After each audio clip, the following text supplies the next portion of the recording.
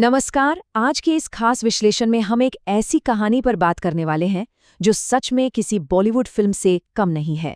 एक ऐसी जर्नी जो शुरू हुई थी पुराने और नॉस्टैल्जिक कैसेट टेप से और आज बन चुकी है $1 बिलियन एम्पायर। चलिए बिना किसी देरी के इस डीप डाइव में चलते हैं और समझते हैं कि कैसे एक छोटे से व्यापार ने पूरे देश की आवाज को हमेशा के लिए बदल दिया।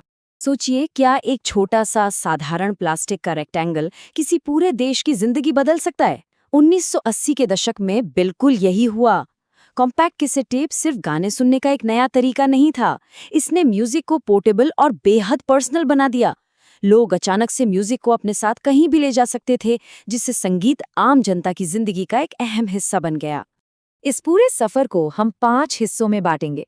शुरुआत करेंगे द कैसेट टेप रेवोल्यूशन से, फिर देखेंगे राइज ऑफ टी सीरीज, उसके बाद बात करेंगे 1997 की उस ट्रैजिक हत्या के बारे में, फिर आएंगे इन्वेस्टिगेशन एंड लीगल ट्रायल पर, और आखिर में बात होगी द मॉडर्न म्यूजिक एम्पायर की। तो आइए शुरू करते हैं पहले हिस्से से, the cassette tape revolution, a nation tuned in. अब ब्लैंक कैसेट्स का आना लिटरली एक गेम चेंजर था। अचानक से लोग अपने हिसाब से 90 मिनट की मिक्सटेप्स खुद क्यूरेट करने लगे। गली नुक्कड़ की रिकॉर्ड दुकानों पर फीस देकर लोग अपने फेवरेट गाने रिकॉर्ड करवाते थे। लेकिन बात सिर्फ म्यूजिक तक लिमिटेड नहीं थी। खाड़ी देशों में यानी गल्फ में काम करने गए प्रवासी मजदूर जो अपने घरों से महीनों दूर रहते थे, उनके लिए ये कैसेट्स ऑडियो लेटर्स बन गए। वो इन पर अपनी आवाज रिकॉर्ड करके घर भेजते थे। इस आवाज की तकनीक ने हजारों मील की दूरियों को एक पल में मिटा दिया था। पर यह रेवोल्यूशन इतनी तेजी से आगे कैसे बढ़ा? इसके पीछे कुछ मेन फैक्टर्स थे, जैसे गल्फ से सस्ते कैसेट प्लेयर्स का आना और इकोनॉमिक लिबरलाइजेशन की वजह से इलेक्ट्रॉनिक्स के इंपोर्ट में छूट मिलना। मार्केट में एकदम सस्ते ब्लैंक और प्री रिकॉर्डेड कैसेट्स भरे पड़े थे। सस्ते संगीत की इस भारी मांग ने एक ऐसी स्थिति को जन्म दिया जिसे इतिहासकार पायरेट मॉडर्निटी कहते हैं। उस वक्त लगभग 90% मार्केट पर इन्हीं सस्ते और ग्रे मार्केट कैसेट्स का कब्जा हो गया था। अब चलते हैं दूसरे हिस्से पर और देखते हैं राइज ऑफ टी सीरीज, एक ऐसा एम्पायर जो इन्हीं टेप्स पर खड़ा हुआ। टी सीरीज के फाउंडर गुलशन कुमार दुआ की कहानी वाकई हैरत अंगेज है। दिल्ली के दरियागंज की सड़कों पर एक हम्बल फ्रूट जूस बेचने वाले वेंडर से शुरू होकर 1983 में सुपर कैसेट्स इंडस्ट्रीज की शुरुआत करना, क्या कमाल का सफर था। वो वैष्णो देवी के बहुत बड़े भक्त थे और उन्होंने वहां मुफ्त भोजन सेवा भी शुरू की थी। ये भक्ति उनके लेबल के डिवोशनल म्यूजिक में भी पूरी तरह झलकती थी। उन्होंने मार्केट की नब्ज को बिल्कुल सही पकड़ा और सस्ते कैसेट्स आम लोगों तक पहुंचाए। इसका फाइनेंशियल ग्रोथ देखिए जो किसी को भी हैरान कर देगा। 1985 में टी सीरीज की आमदनी 20 करोड़ रुपए थी, लेकिन सिर्फ 6 साल बाद 1991 तक ये आंकड़ा बढ़कर 200 करोड़ हो गया और 1997 में गुलशन कुमार के निधन के समय तक कंपनी की आमदनी एक माइंड ब्लोइंग 500 करोड़ रुपए तक पहुंच चुकी थी। ये नंबर्स क्लियरली दिखाते हैं कि कितनी तेजी से इस कंपनी ने संगीत और फिजिकल मीडिया को एक विशाल व्यापार में बदल दिया था। और बात सिर्फ आमदनी की नहीं थी, इनका मार्केट डोमिनेशन भी नेक्स्ट लेवल पर था। एक वक्त ऐसा आया जब इंडियन म्यूजिक मार्केट के 60% हिस्से पर टी सीरीज का कब्जा था। भारत भर में 2500 से ज्यादा डीलर्स का नेटवर्क और 24 देशों में एक्सपोर्ट। सोचकर देखिए, एक जूस वेंडर अब म्यूजिक इंडस्ट्री का सिरताज बन चुका था। लेकिन हर कहानी में एक मोड़ आता है। आइए तीसरे हिस्से की तरफ चलते हैं, the 1997 assassination, a tragic turn. 12 अगस्त 1997, ये वो दिन था जिसने पूरे देश को स्तब्ध कर दिया। गुलशन कुमार अपने रोजाना के नियम के अनुसार मुंबई के अंधेरी वेस्ट में स्थित जितेश्वर महादेव मंदिर में पूजा करने गए थे। उनके पास यूपी सरकार द्वारा दिया गया एक सुरक्षाकर्मी था, पर उस दिन बीमार होने की वजह से वो ड्यूटी पर नहीं था। मंदिर से वापस आते वक्त उन पर एक बेहद जानलेवा और अचानक हमला कर दिया गया। हमला करने वाले ने गोली चलाने से ठीक पहले बहुत ही चिलिंग वर्ड्स कहे थे, बहुत पूजा कर ली, अब ऊपर जाके करना। गुलशन कुमार ने जान बचाने के लिए आसपास की झोपड़ियों में शरण लेने की बहुत कोशिश की, लेकिन डर के मारे वहां के लोगों ने अपने दरवाजे बंद कर लिए थे। उनके ड्राइवर सूरज ने उन्हें बचाने की कोशिश जरूर की, लेकिन हमलावरों ने उसके दोनों पैरों में भी गोलियां मार दी। 16 गोलियां, हमलावरों ने गुलशन कुमार के शरीर में 16 गोलियां दाग दी थी। ये हमला इतना बेरहम था कि उनकी मौके पर ही मौत हो गई।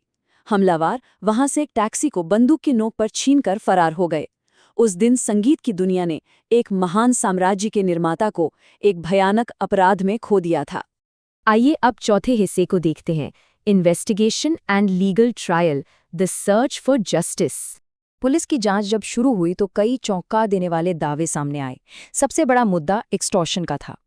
ऐसा बताया गया कि डी कंपनी द्वारा 10 करोड़ रुपए की रंगधारी मांगी गई थी, जिसे देने से गुलशन कुमार ने साफ इनकार कर दिया था। इस इन्वेस्टिगेशन में दाऊद इब्राहिम और अबू सालिम जैसे नाम उभर कर आए। यही नहीं, मशहूर म्यूजिक कंपोजर नदीम सैफी पर भी आरोप लगा कि उन्होंने इस हत्याकांड के लिए पैसे दिए थे। बिजनेस राइवल रमेश तौरानी पर भी आरोप लगे। हालांकि कानूनी प्रक्रिया के बाद कोर्ट ने उन्हें बरी कर दिया। नदीम सैफी देश छोड़कर चले गए और उनका एक्स्ट्राडिशन कभी सफल नहीं हो सका। ये दुश्मनी और एक्सटॉर्शन का एक बेहद बड़ा और जटिल जाल था। इंसाफ की ये कानूनी लड़ाई बेहद लंबी रही। 1997 में हत्या हुई। 3 साल से ज्यादा तक फरार रहने के बाद जनवरी 2001 में मुख्य आरोपी अब्दुल रऊफ मर्चेंट को कलकत्ता से गिरफ्तार किया गया। 2002 में एक सेशंस कोर्ट ने रऊफ को आजीवन कारावास की सजा सुनाई। और फिर लगभग 2 दशक बाद 2021 में बॉम्बे हाईकोर्ट ने न सिर्फ रऊफ की आजीवन सजा को बरकरार रखा, बल्कि उसके भाई अब्दुल राशिद को भी दोषी करार दिया, जिसे पहले बरी कर दिया गया था। कोर्ट ने अपने फैसले में बिल्कुल स्पष्ट किया कि ऐसे संगीन अपराध में किसी तरह की लीनियंसी या नरम रुख की कोई जगह नहीं है। अब आते हैं आखिरी हिस्से पर, द मॉडर्न म्यूजिक एम्पायर और इसकी एक नई लेगेसी। यहाँ 2 अलग एराज का कंपैरिजन देखना बेहद दिलचस्प है। एक तरफ गुलशन कुमार का दौर था, जिन्होंने 80 और 90 के दशक में फिजिकल कैसेट्स और भक्ति संगीत के जरिए एक विशाल बुनियाद रखी। दूसरी तरफ उनके बेटे भूषण कुमार का आधुनिक युग शुरू हुआ, जिन्होंने 1997 में कमान संभाली। भूषण कुमार ने बदलते वक्त को समझा और लेबल को ग्लोबल डिजिटल डोमिनेंस के शिखर तक पहुंचाया। हालांकि इस आधुनिक दौर में लेबल और भूषण कुमार का नाम टैक्स इवेजन और अन्य गंभीर आरोपों से भी जुड़ा, लेकिन लेबल का कमर्शियल सफर और व्यापारिक विस्तार कभी नहीं रुका। अगर हम सक्सेस को मेजर करें तो कंपनी का दबदबा हर दशक में प्रमाणित हुआ है। 1990 में आई फिल्म आशिकी, जिसने कैसेट्स की बिक्री को आसमान पर पहुंचा दिया। फिर 2000 के दशक में भूल भुलैया, 2010 के दशक में आशिकी 2 और अब 2020 के दशक में एनिमल जैसी ब्लॉकबस्टर्स। हर दशक की इन ब्लॉकबस्टर्स ने ये साबित किया है कि चाहे मीडियम पुराने कैसेट्स का हो या नए स्ट्रीमिंग प्लेटफॉर्म्स का, टी सीरीज ने संगीत प्रेमियों की पसंद को बहुत बारीकी से समझा है। और आज इस कहानी का परिणाम इस विशाल आंकड़े में दिखता है। 2022 के डेटा के अनुसार भूषण कुमार और उनके परिवार की नेटवर्थ यानी कुल संपत्ति 1000 नहीं बल्कि 10,000 करोड़ रुपए आंकी गई है। ये आंकड़ा सिर्फ धन नहीं दिखाता, बल्कि उस मजबूती और रेजिलियंस का प्रतीक है जो इस लेबल ने देखी है। एक छोटे से शुरुआती व्यापार से लेकर 10,000 करोड़ तक का सफर सच में असाधारण है। तो आखिर में ये सोचिए, दिल्ली के दरियागंज के एक फ्रूट जूस स्टैंड से निकलकर अंडरवर्ल्ड के अटैक्स को सर्वाइव करते हुए आज दुनिया भर में डिजिटल सुप्रीमेसी हासिल करने तक का सफर किसी मैजिक जैसा लगता है। आने वाले वक्त में ऐसे कौन से नए और अनदेखे फोर्सेस होंगे जो इन ग्लोबल मीडिया साम्राज्यों का आगे का रूप तय करेंगे? आज के इस विश्लेषण में बस इतना ही। जुड़ने के लिए बहुत बहुत शुक्रिया।